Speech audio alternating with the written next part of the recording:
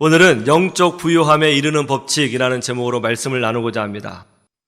어떻게 하면 영적 부요함에 이룰 수 있을까요? 두 번째로 영적 생각으로 충만해야 된다는 것이죠.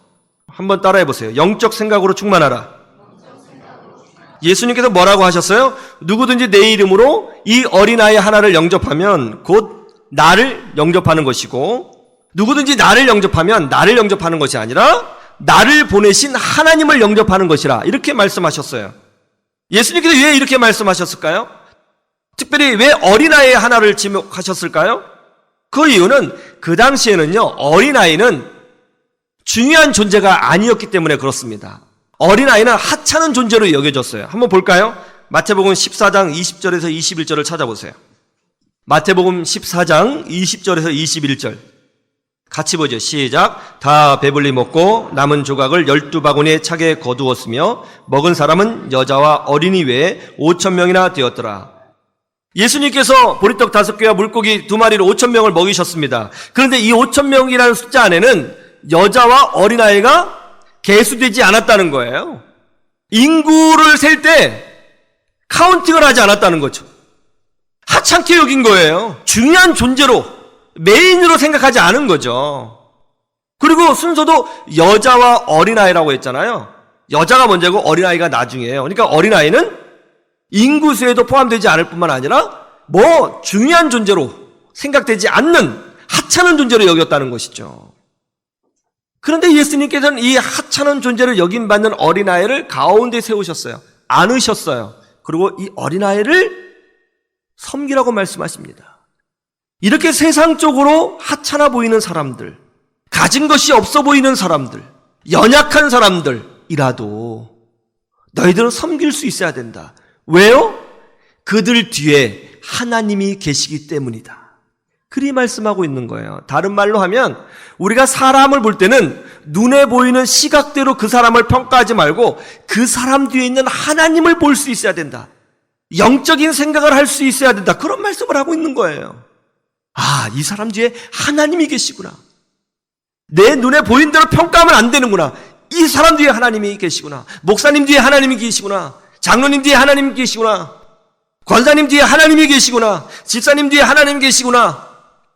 여기 이 연약한 분 뒤에 하나님이 계시구나. 그걸 볼 수 있어야 된다는 거예요. 여러분, 우리 예수 믿는 사람들은 시각적인 것으로 사람을 판단하면 안 돼요. 그 뒤에 계신 하나님을 볼 수 있어야 되는 것입니다. 그런데 세상 사람들은 이것을 알지 못합니다. 세상 사람들의 기준은 뭐예요? 100% 시각적이에요. 눈에 보이는 대로 판단하는 거예요. 그래서 사실은 세상 사람들이 실패할 경우가 많죠. 눈에 보이는 대로 판단하기 때문에. 꽤 오래전 이야기죠. 앞으로 스마트폰 시대가 열릴 것이라고 미리 예견한 루빈이라고 하는 사람이 스마트폰에 들어가는 운영체제인 안드로이드라는 것을 개발했습니다. 그리고 안드로이드 회사를 설립했죠. 더 연구 발전하기 위해서 투자자를 모집했지만 아무도 투자하지 않았습니다. 그래서 결국 돌아다니다가 이제 우리나라에 있는 S전자에 찾아가서 이제 투자를 요청을 했습니다. 그때 굴지의 기업인 S전자 관계자가 이렇게 말을 했다고 하죠. 당신네 회사의 직원이 몇 명이라고요? 8명? 자, 이보세요. 우리 회사에는 프로그램을 개발하기 위해서 2,000명이 지금도 노력하고 있습니다. 겨우 8명이 만든 곳으로 찾아와요? 그냥 가세요. 그리고 이제 받아주지 않았다는 거죠. 나중에 구글이라는 회사가 이 프로그램의 가치를 알아보고 투자를 했고 인수합병했습니다.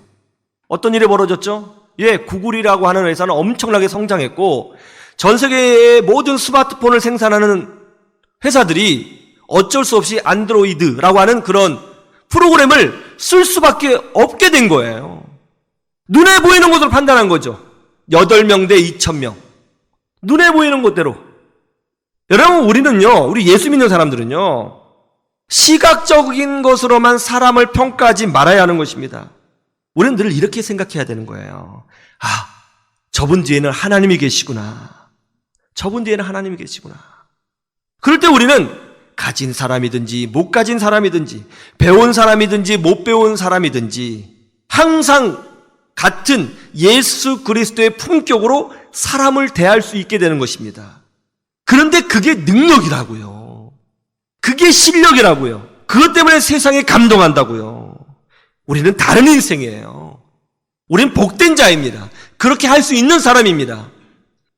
그럴 때 우리가 명품 인생을 살게 되고 예수 그리스도께서 주시는 영적인 부유함을 누리게 되고 이전에 보지 못했던 것을 보게 되며 성공적인 인생을 살아가게 되는 것입니다. 그렇게 되기를 주님의 이름으로 축원합니다.